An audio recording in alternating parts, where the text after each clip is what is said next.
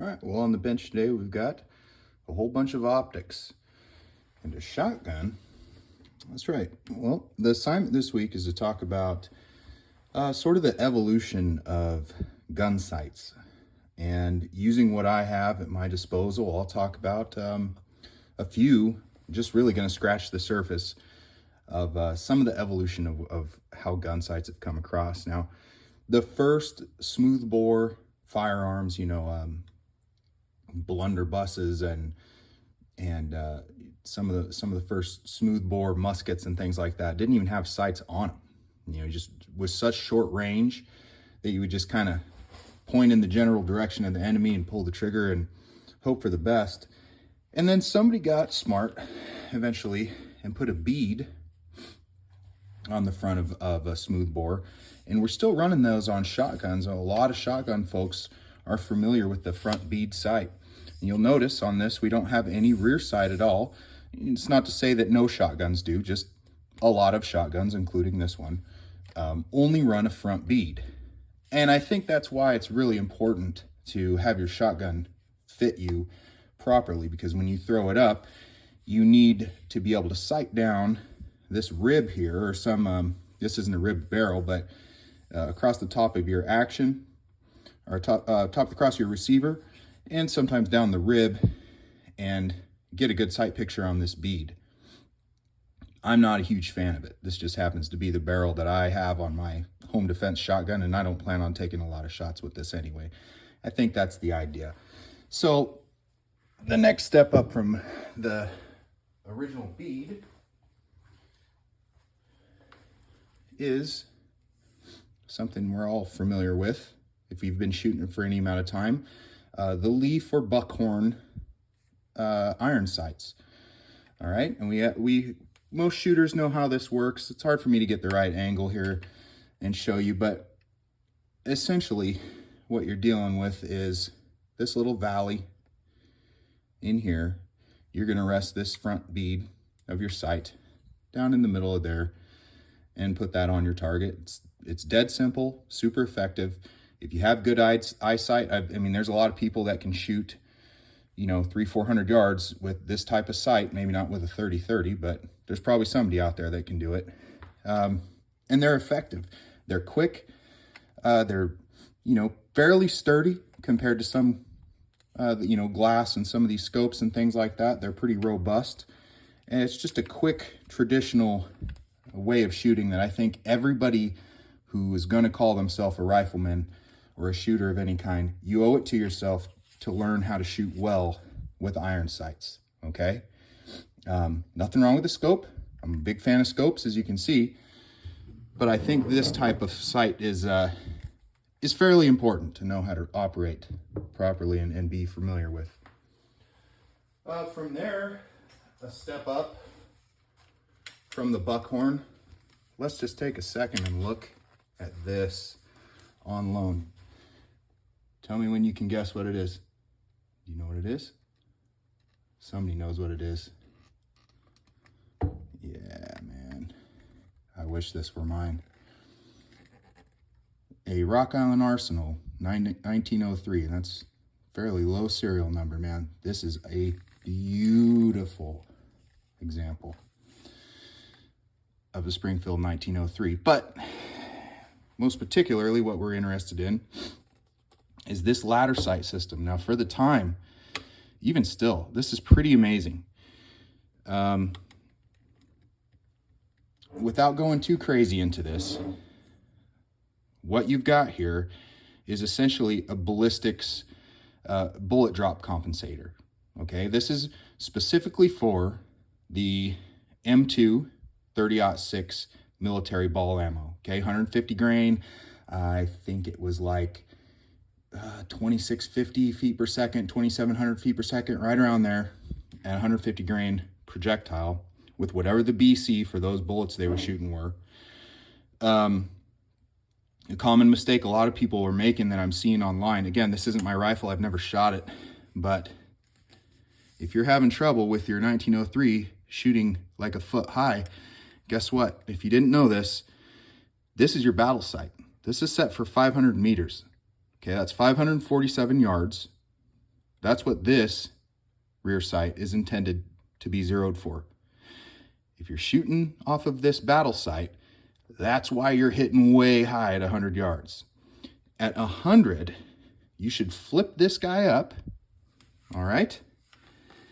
And, man, hopefully I need a better camera setup. There is a peephole right there. See it there on the bottom?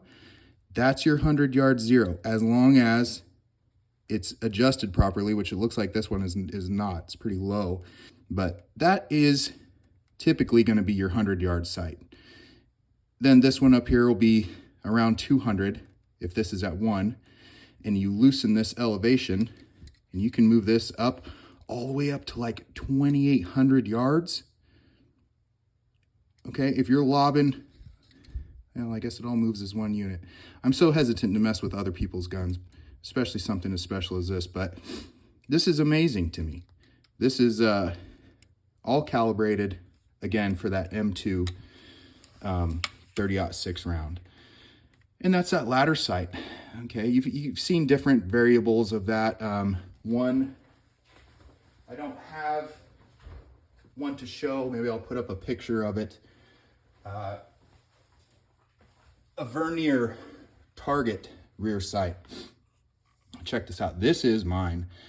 This Winchester 1885 in 6.5 Creedmoor. That's right, 6.5 Creedmoor, brand spankety new, never fired.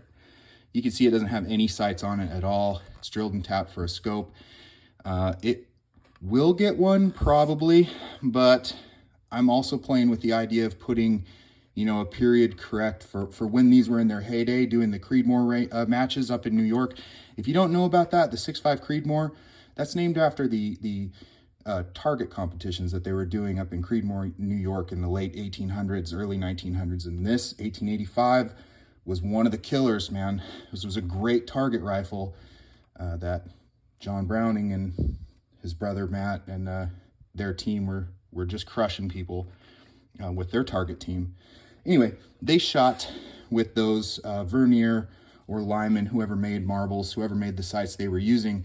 They're all similar style, that big disc in the back with a teeny little aperture, and then a bubble level in the front. Again, I'd have to dovetail this barrel. I'll probably not put it on here, even though I want to, but man, check it out. All right, back to the safe with this one.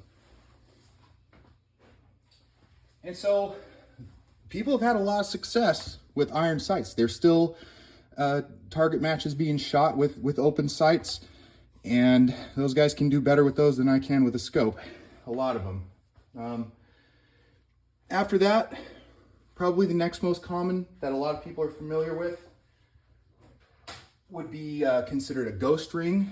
Okay, it's like that peep sight on it's my 1885 4570. The original sights were those buckhorns, and they were terrible on this Marlin. So I went to Wild West Guns in Anchorage, Alaska, and I got this ghost ring sight. It's all protected, super beefy. If you drop this on the rocks or something, it's not going to knock it out of adjustment. There you go, Wild West Guns. Super strong front sight. And the idea with the ghost ring is that your eye, if you've ever shot a AR-15 or M16 in the military, anything like that, anything with a ghost ring, you probably know what I'm talking about. Your eye wants to automatically center that front sight post in the center of that circle. And it really works, man. I can shoot a lot better with the aperture type sights, peep or ghost ring, whatever you want to call it, than I can with regular buckhorns. Here's one that, you know, we're all familiar with here, the backup Magpul sights. Same idea. One thing you want to know about these is that you've got the large aperture. Okay, that's for low light situations, or if you're clearing rooms inside your house or something, run that one. If you're shooting more precision, you've got this smaller aperture, right? And it forces you to focus in, and you can get a little more accurate shot. At least I find that I can at range. But if you're just in a hurry and you're using this in low light, or, you know, close quarters or something like that, just run the large aperture. All right. These are cool. As far as backup sights, I haven't had any problem with these whatsoever. The Pro ones are steel. Some people like the metal ones better. Whatever. Functionally, they're the same thing. So that, in a nutshell, is your iron sights. I'm sure there's various other ones out there, but I think we covered most of the open sights, iron sights, whatever you want to call them. And the next evolution in gun sights would have been fixed power scopes. Now, usually when you think of fixed power, at least me, I always thought of this sort of little thing. These little Chinese type 4-power scopes. This was on a 22 I've had since I was probably 10 years old. It's a little cloudy inside now, and it's kind of had it, but it did its job for a lot of years. You know, kids tend to drop stuff and break them. I was always careful with mine, but it survived. But what you need to know about fixed power is that for a long time, fixed power was the way to go for target scopes. This is my grandpa's bench rest rifle scope, one of them, a Lyman All-American 20 power fixed. It has the tiniest crosshairs. You wouldn't believe, you wouldn't want to take this hunting. You would totally lose those crosshairs in any kind of brush or sticks or woods or anything. But for target shooting, you can really pick out that bullseye. I've been playing with the idea of getting it restored and fixed. That might be a cool scope to put on that 1885. Anyway, so there are some benefits to fixed power. You have less parts to break, for one, but especially back 50 years ago, you could get a clearer scope if you went with fixed power over the variable power options at the time. You know, I'm sure the super high end had some pretty good variable, but you know, in its day, this 20 power Lyman, this was a great scope. And to this day, there might be still some truth to that. You can get better glass if you sacrifice the cost of all the variable mechanics that are going on there. You don't have to pay for that with a fixed power. You can afford to step up to some better glass, perhaps. So there are definitely some benefits to a fixed power scope. From there, you move into the variable power scopes, okay? One of the hot tickets right now is the LPVO, low power variable optic. This isn't my, you know, I don't have any tactical ones. They've got a lot more high-end ones than this. This is a Leupold VX Freedom 1.5 to 4. I usually will run this on that 4570, and I took it off for this video. What I'd like to do is get some quick disconnect for it, where if this does break and I'm out in the bush, fishing in Alaska or something like that, and I have that gun for bear defense, you don't want a broken scope, right? So anyway, but these are great. The only downside is with this small objective, you're not collecting a ton of light, and you don't have a very large field of view. Okay, even at 1.5, the upside to me with these low power ones, some guys can run them on 4 with both eyes open. For sure on 1.5 power, I can run it with both eyes open, and you can come up and get on target real fast with it on low power. I really like that about these. Again, red dots are kind of the same way. This has no magnification, but we'll talk about this in a second. The alternative, I guess the other end of the spectrum, or maybe we'll say more common, most hunters are familiar with the 3 to 9. This might be more like what hunters are typically running. This little Bushnell Banner 3 to 9. It's a great little hunting scope, clear enough to do the job. And if this is what you can afford, then I have a couple of them on some of my older rifles that I don't shoot that often. It's a great scope. But this guy, this Leupold 3 to 9 by 50. Now compare the objectives, all right? Huge difference. The light gathering ability of this versus this is pretty dramatic. Okay, again, totally different philosophy of use. The job that you're going to be asking this one to do, you're probably not going to be you know, asking of this. I don't want this on my 45-70 brush gun.